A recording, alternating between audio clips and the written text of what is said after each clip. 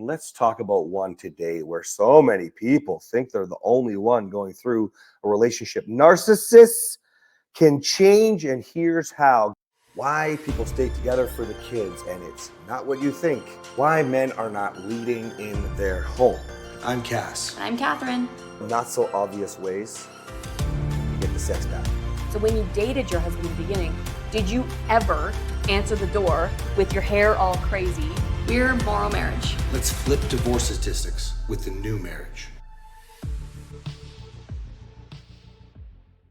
Ooh, today is going to be a good one. Welcome to MorrowMarriage, our podcast where we tell you the lessons that we learned along the way after coming back from the depths of hell and how we saved our marriage. And we're doing this because, oh man, like you think you're alone and you are not. And let's talk about one today where so many people think they're the only one going through a relationship. Narcissists can change, and here's how. Guys, if you don't know, I'm Cass and I am a self-aware, severe narcissist, and I'm managing. I cope, I manage, and I live my life.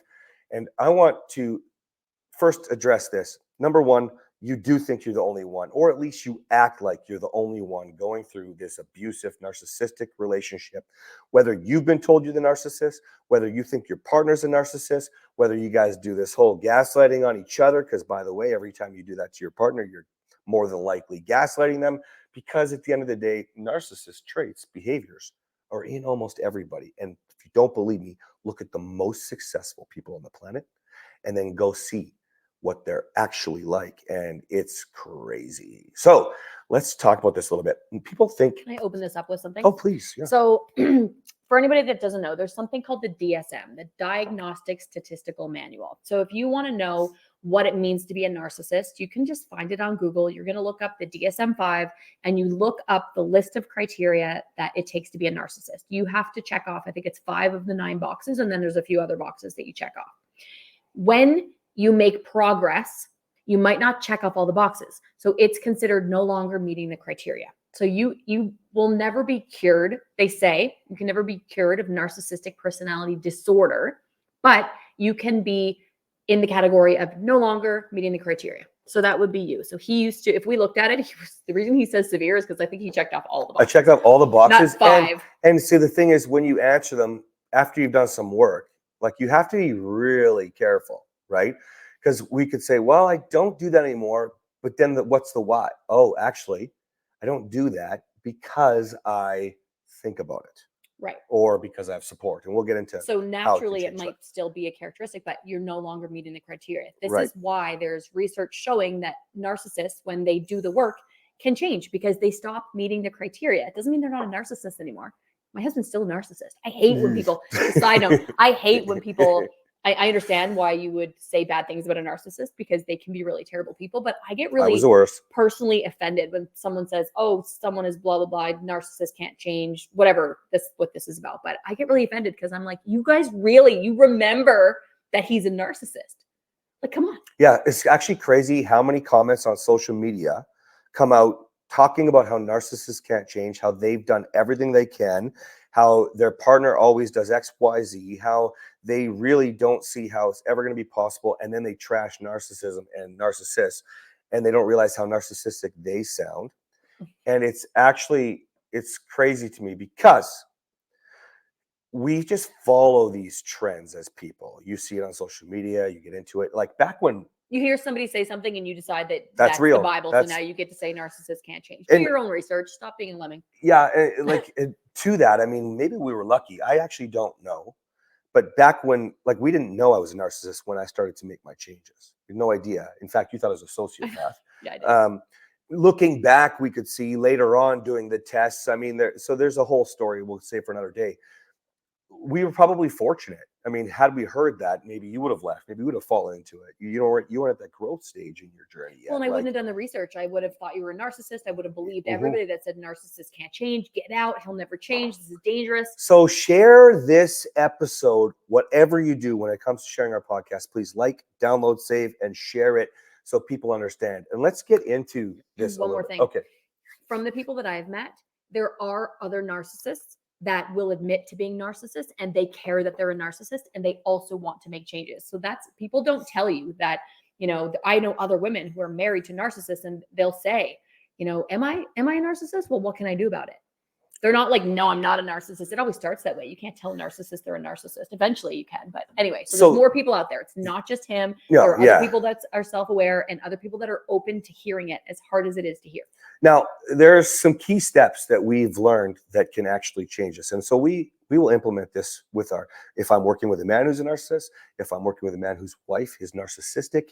Again, I'm going to say narcissistic because I'm not working with her, so I don't actually know. I'm not, meaning you can tell me whatever you want, but unless I can have her run through a test, and I don't work with the women, how will we know? And we don't like to assume. We want to make sure we can always assume and take responsibility for ourselves. Okay.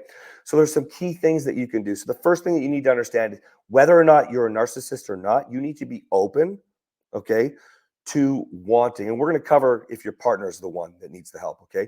But first and foremost, you should be aware of where you're at. Why do I say this? Because if you're a narcissist, there's a reality check that we're going to talk about. You're in your own reality. By the way, you don't have to be a narcissist. You can be narcissistic, meaning you have behaviors. And in your own reality, you will not know the truth. I'm going to say that again. When you're in your own reality, you will not know the truth because your truth is your reality. Okay? So problem number one when it comes to behavioral traits, combination of traits and change, maybe, I don't know. What you're going to do is problem number one, you have to overcome that. You have to realize that if there's going to be a change, I have to want to make a change, which means I have to believe that a change is possible. And I have to believe that maybe what I believe might not be real. Right. But hold on, baby. You're getting ahead of me. Sorry. Before we get to reality check, I want you to understand, well, we can tie this into reality in a way. Whatever people tell you about narcissists not being able to change, accept and embrace the fact that this is like when they said you couldn't run the 7-minute mile. It's when they said Mount Everest could not be 4-minute mile. Sorry. When you couldn't climb Mount Everest, when they said they'll never get to fucking space, when electric cars would never be there. Whatever it is that you were talking about was people said it was impossible. Okay. Edison was crazy. Henry Ford couldn't do the vehicle. Guys, I don't care how far back in time you want to go. I'm pretty sure the cavemen said you couldn't make a fucking fire. Okay. We have a lot of fire everywhere. Point okay. Taken. Thank you. So if you want it, focus on what you can't, not what you can. Focus on what you cannot, not what you can. Okay. So you want to make a change? Let's learn how. We've now embraced the fact that we can do something different. I want to make sure I heard that correctly. Mm-hmm. You said focus on what you can't do, not what you can. Exactly. If you want to make a change, change, do the 4-minute mile, focus on it. That. Because otherwise you can only run a 5-minute mile. That's the best your time is. And you've just seen it's never possible until somebody does it and then everybody cracks the code. I want to make sure everybody hears how important this is. Because what you'll hear is focus on what you can do, not what you can't. Not if you want to make a change. That's if you want to stay stagnant. If you want to stay comfortable, focus on what you can do. You're not going to grow if you only focus on what you do well. Now, if you understand step one, then that means we can move on to step two. First thing you need to do is Google the DSM or just Google narcissist test. Go take 3, go take 5. I do with my guys all the time. They come back the next day. They're like, oh shit, I'm a narcissist. Okay. So and it doesn't mean they're all like that. It's not the way it is. I don't want to give you the wrong impression, but it happens. Okay. Many are afraid to actually take it. It's one of those things where you have to embrace the fact, like I said, point 1, that we can make a change no matter what we find out when we learn. That's you. You don't get to do this for your partner. Okay. You don't. I want to stress that. You have to want to do this for you. Now, just embrace and understand who you are. Cool. That's step 2. Whatever the results are, the results are. If you have traits, you have traits. You'll be somewhere on the spectrum. You should be somewhere on the spectrum, even if it's the bottom, maybe even answering just one question, which means you're not really on a spectrum. But the tests that you Google, those are not diagnostic tools. No. Those are just going to help you understand yourself and give you a little bit more Thank you insight and self-awareness. The DSM is a diagnostic tool, and it's used with a psychologist or a psychiatrist. Right. Thank you for acknowledging. Okay, so now we've done that. Now we just know where we're at. It's all just knowledge, all just power. With power comes great responsibility. Thank you, Spider-Man, which I can't remember who actually said that, but Stanley stole it. Anyway, here we go. So we know that now. So now there's some fundamental things that you have to embrace, which we have learned through our journey, which you are not going to get anywhere else as far as I've seen. You might correct me on that. But as far as I know, we embraced from looking back and do more of it now. Okay. Number 1 is the reality check. And number 2 is empathy, compassion, And really, I'm going to say love. Okay. What do I mean by that? And it's not easy to love a narcissist, but you got to dig deep. Well, you should. You married them. They had what they had. We don't know if you're born with it. We don't know if they're raised that way. What does that mean? You've met them. You took them on. You didn't just fall for it. You stayed with them. You enabled bad behavior. There's all kinds of things. Go listen to some more podcasts. You met them with the baggage. So stop being such a baby. Follow your commitment. Follow and honor your commitment and do what you're supposed to do. Help Love them. them. Or to at least take Kathryn's approach, which was, if I don't do something, I'm going to unleash him into the world and onto my children. Bad. If I would have gone worse instead of better, I mean, every relationship I became worse and worse until Kathryn was somebody I destroyed. So I want you to understand the impact that would have had on our children and your children if you can't grow up and accept responsibility. You met them with this. Now, I don't believe you're born with it. I believe that you're raised with it. My mom is selfish. My dad's a narcissist. My twin brother is extremely narcissistic. And anyways, I believe that this all fed me into who I am. Excuse me. And then I built on it. I added my own programs. I'm taking responsibility for myself here. Okay. I didn't do the work, so it was challenging. Okay. But you can help your narcissist. So Kathryn helped me with reality checks. That's not easy. Okay. No, because in the beginning, I would just argue with him and say, that didn't happen. And if you're working with a narcissist, they'll say, well, what did happen then? And you're so scared of the narcissist behavior that you have no idea. So you can't even answer the question for them. That's right. I used to say, I didn't say that. And he was like, yes, you did. And I'm like, I didn't say anything like that. And he's like, well, what did you say then? And I'm in such panic mode that I was like, I don't know what I said, but it wasn't that. I was like, I can promise you I didn't say that. You're in your own world. You don't argue. So like reality checking is much different than arguing and proving your point. And you didn't just get to reality checking. No. So it's lots of curiosity, right? Can you tell me what you think just happened? Mm-hmm. And she didn't just jump and defend it, mm-hmm. right? She would try to clarify and get me to see that things were different. It was impossible for what he said to happen. So I would ask questions and let him put it together himself. It took me years to figure it out. Yeah, that's why it can be helpful to get help for obvious reasons. So that's the first thing. The second way, which I don't think you did, but I teach people now, is they can send a text message for clarification. Oh, you told me to teach that to some of my women. Yeah. So you send a text message saying, hey, I just want to thank you for, that conversation when you said X. While it's fresh, now you have agreement on what was said, what the reality was. Okay. That's the first thing, is understand the reality. And you only say thank you for something that's real. Oh, yeah. So if it's an interaction that happened, what you're doing with your narcissistic partner is you're putting it in writing, thanking them for what just happened, so that the next day they can't say, that didn't happen. I didn't agree to that. Because if you think to when you're fighting, and if you want to see a wicked fight, go to MorrowMarriage.com/free. And part of the training is a fight between Kathryn and I. It wasn't even our worst behavior, but you'll see a lot of what we're talking about being presented. We explain with what we've learned. We pause it and break it down and explain. And you're going to think about some of your fights and realize the same sorts of things. Okay. And so what will happen is the next day you're talking about these things as the narcissist. You're talking about these things that happened, which didn't happen, because the reality starts to alter with what's going on currently. Okay. So this is where being proactive can help you for the future, because you've taken responsibility to love your partner through it. Okay. Keeping you on the same page here. So now that we've got reality starting to be more clear, a little less fog, a little less haze. Okay. Now you have to do something that's really hard. And this would be loving your partner. Ooh, it's a hard one. Why don't you talk about it a little bit? Oh, man.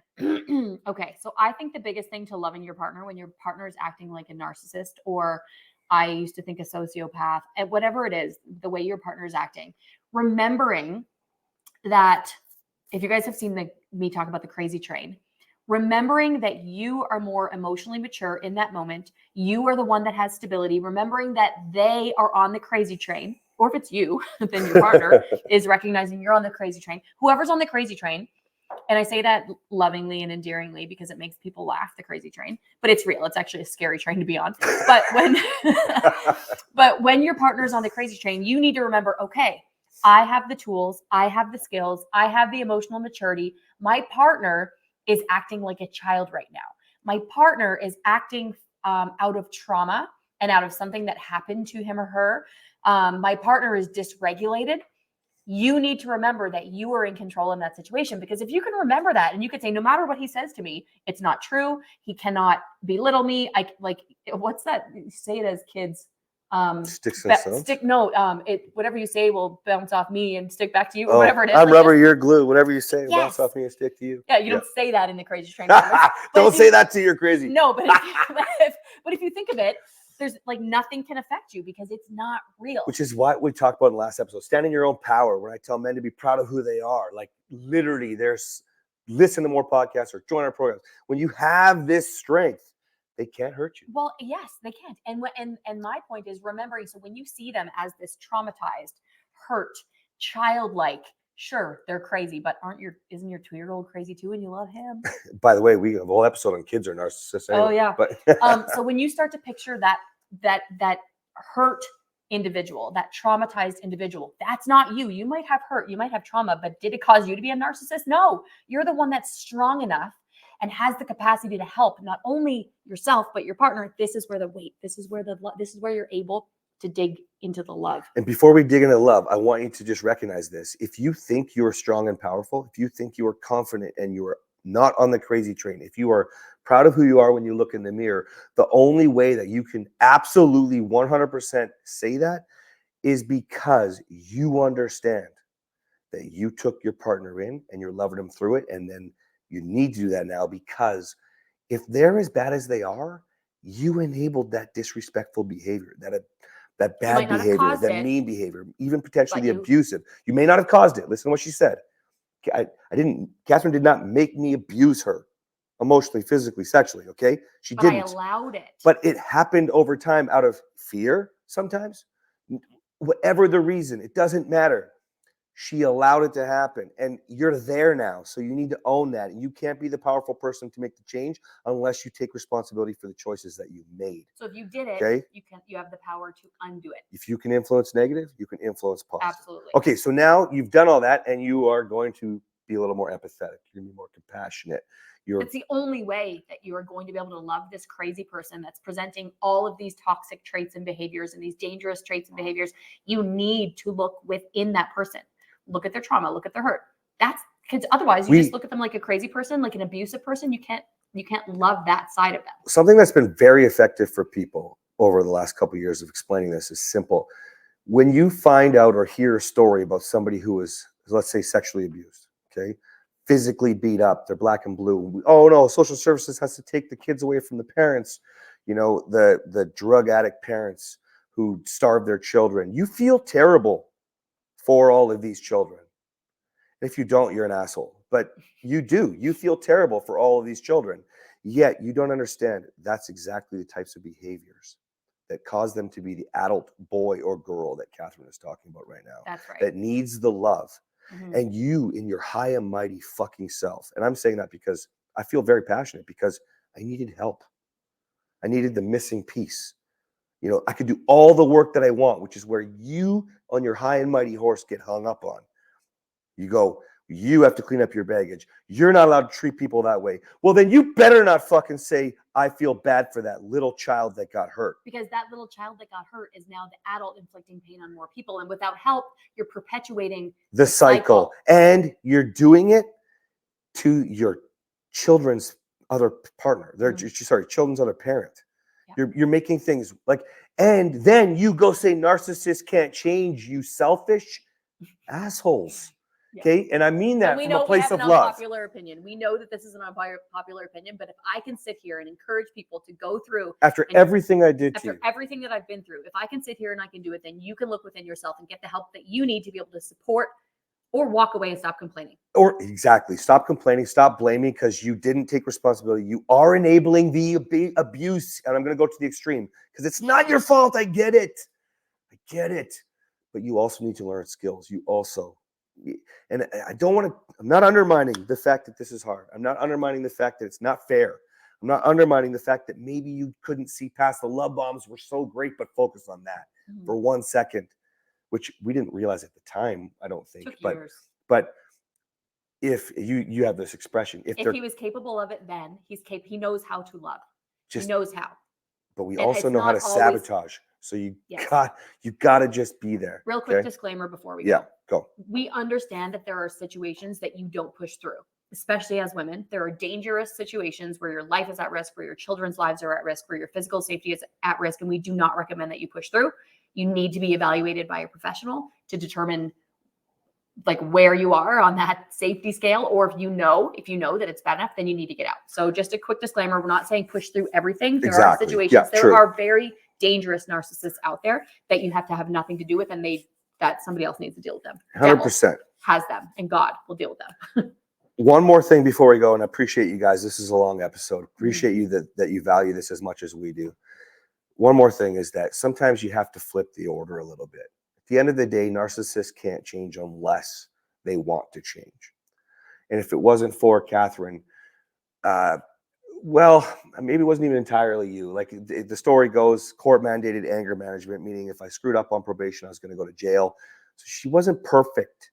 But in my realization of not fighting, of not having anger, and I couldn't defend myself the same way. It's not like I was perfect, but obviously I couldn't be as bad as I was, or I'd go to jail. And I felt joy when Kathryn started to see that. She, as difficult as it was, she started to give me more of those moments, the opportunity of that. So flip side is sometimes you've got to start on the other end. That joy is what makes us realize, people like me, realize that there is the love bomb, the love side of things that can feel really good instead of the other. And what we've seen with the work we've done is you don't have to wait for court mandated, probation and anger management and restraining orders. And, you don't have to go through years of therapy. You just need to start focusing on what it feels like to feel fucking love. And he's right. I didn't do it perfectly. I did a lot wrong, but now I can look back and see how to do it right. So I can guide women on how to do it right, how to do it more quickly, because I didn't have the support. I didn't have anybody to teach me. I had to teach myself. So that's why we speak with such conviction when we talk about this, because it took us years to do what we can teach people to do in weeks or months. Yeah, it's oh my gosh, it's worth it. Like we have it all now. Yeah. Like, so I encourage you guys, so much love. This is a hard topic, and go get the 4-minute mile. Yeah. All right. See ya.